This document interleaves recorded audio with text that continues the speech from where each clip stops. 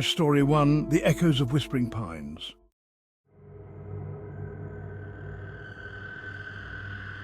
Deep within the heart of Whispering Pines National Forest, a group of 4 friends, Mark, Lisa, Jenny and Tom, set up camp for a weekend getaway.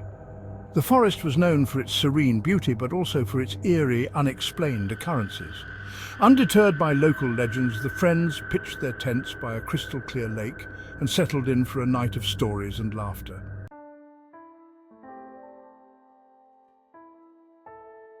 As darkness fell, a chilling wind rustled through the trees, carrying with it faint whispers that seemed to come from all directions. Did you hear that? Lisa shivered and pulled her jacket tighter. It's just the wind. Nothing to worry about.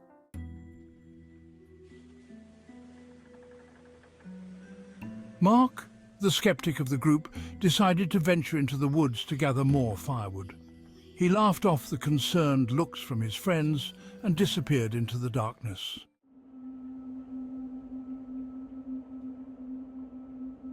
Armed with flashlights, the remaining friends ventured into the dense forest.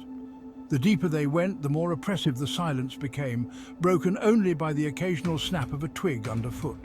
Mark, where are you? Tom called out, his voice echoing eerily through the trees.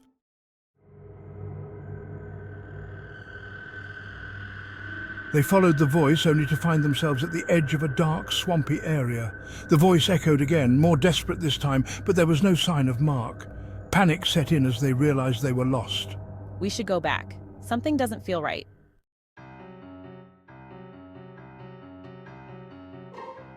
His curiosity piqued. He grabbed a nearby stick and began to dig. Within moments, he unearthed a small, ancient-looking box covered in strange symbols.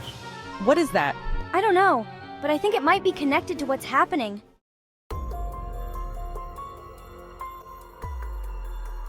Among the photos, they found a worn, leather-bound journal. As they flipped through its pages, they discovered it was filled with accounts of people who had camped at Whispering Pines and had experienced similar eerie phenomena.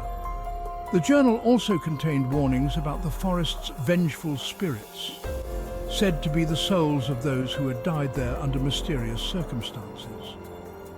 The final entry was particularly chilling. They come for those who disturbed their resting place. Leave now before it's too late.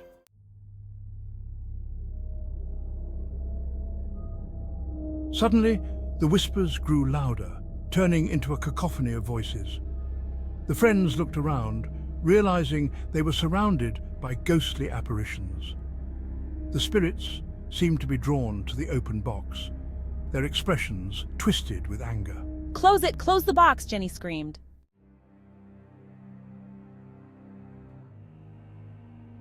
In a desperate bid to escape, they ran toward the lake, hoping the water would provide some refuge. But the spirits followed, their whispers now turning into guttural growls. Reaching the lake's edge, they found a small, dilapidated rowboat. Without hesitation, they jumped in and began to row frantically. As they reached the center of the lake, the spirits stopped at the water's edge, unable to follow. The friends sighed in relief, thinking they were safe.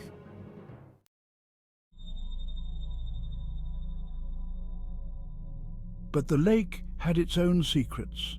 The water beneath them began to churn, and a haunting melody filled the air. From the depths, ghostly hands emerged, grabbing at the boat and pulling it down. The friends screamed as they were dragged into the icy water, their screams merging with the echoes of the forest.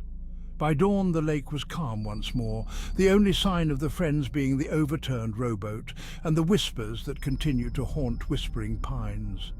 The legend of the cursed forest grew, with warnings to stay away from the lake, especially at night, when the spirits of the past sought new souls to claim.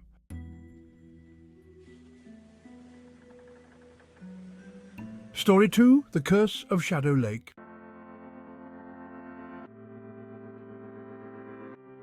Every summer, Shadow Lake drew campers with its promise of tranquil waters and picturesque scenery. This year, a family of 5, the Harrisons, arrived for a much-needed vacation. Sarah and John, along with their 3 children, Emily, Jack and Lily, were excited to spend quality time together, unaware of the lake's dark history. local legends spoke of a cursed cabin that once stood on the lake's edge. Many years ago, a family had mysteriously vanished from the cabin, and since then, strange occurrences had plagued the area. Dismissing these stories as mere folklore, the Harrisons set up their tent close to where the cabin once stood. Looks like the perfect spot, John. The kids are going to love it here. Hey Mom, did you hear that? It sounded like someone whispering. But Sarah simply smiled, attributing it to the wind rustling through the trees. Little did they know the lake had other plans for their stay.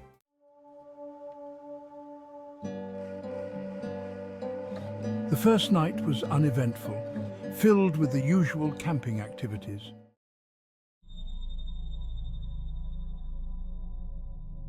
However, on the second night, Sarah woke to a soft, rhythmic tapping on their tent. She unzipped the flap and found nothing but darkness. Assuming it was an animal, she went back to sleep.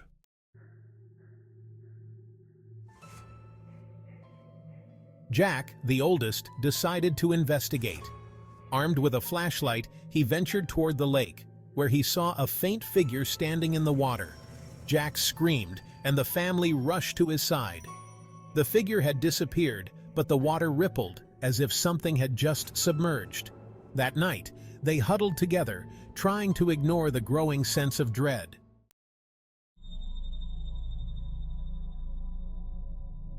On the third night, the tapping turned into a loud, insistent knocking. John grabbed a lantern and stepped outside but saw no one. Suddenly, the knocking came from inside the tent. Panic set in as they realized something was toying with them.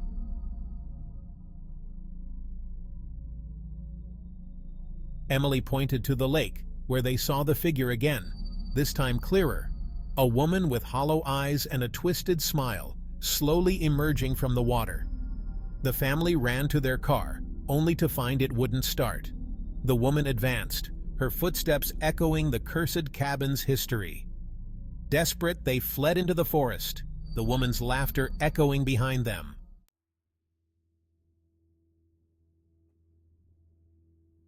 They stumbled upon the ruins of the old cabin, where the whispers of the lost families seemed to merge with their own cries for help. As dawn approached, the Harrisons were never seen again. Local authorities found their abandoned campsite and the ruins of the cabin, but no trace of the family. The legend of Shadow Lake grew, with warnings to avoid the area, especially at night, when the lake's cursed spirit sought new victims.